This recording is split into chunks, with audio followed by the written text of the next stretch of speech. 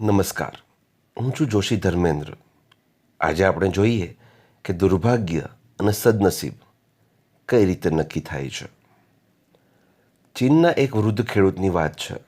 તેની પાસે ખેતરમાં કામ કરવા એક વૃદ્ધ ઘોડો હતો. એક દિવસ આ ઘોડો જંગલમાં નાસી ગયો તો ખેડૂતના પડોશીઓ ભેગા થયા અને સહાનુભૂતિ દર્શાવવા માંડ્યા. કેટલાક વળી બોલ્યા, કેવું દુર્ભાગ્ય, તમારો ઘોડો જતો રહ્યો. ત્યારે ખેડૂત બોલે છે, દુર્ભાગ્ય કે સદનસીબ કોણ જાણે છે. એક અઠવાડિયા જેવો સમય ગયો તો પેલો વૃદ્ધ ઘોડો છે એ જંગલમાંથી પાછો આવ્યો અને એની સાથે કેટલાક જંગલી ઘોડાઓને પણ લેતો આવ્યો. ફરી પાછા પાડોશીઓ ભેગા થયા અને ખેડૂતને મળવા આવ્યા અને અભિનંદન આપતા કહ્યું, કેવું સદનસીબ.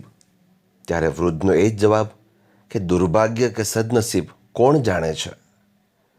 થોડા સમય બાદ આવા એક જંગલી ઘોડા પર સવારી કરવા જતાં ખેડૂતના એકનો એક પુત્ર હતો તે પડી ગયો અને એનો તો પગ ભાંગી ગયો. ત્યારે દરેકને લાગ્યું, કેવું દુર્ભાગ્ય. ત્યારે પણ ખેડૂત એક જ જવાબ આપે છે કે દુર્ભાગ્ય કે સદનસીબ કોણ જાણે છે. આ વાતના થોડા અઠવાડિયા પછી રાજાનું લશ્કર ગામમાં આવે છે અને બધા જ સશક્ત યુવાનોને લશ્કર માટે ઉપાડી જાય છે.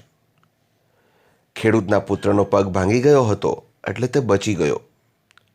હવે આને શું કહીશું, દુર્ભાગ્ય કે સદનસીબ?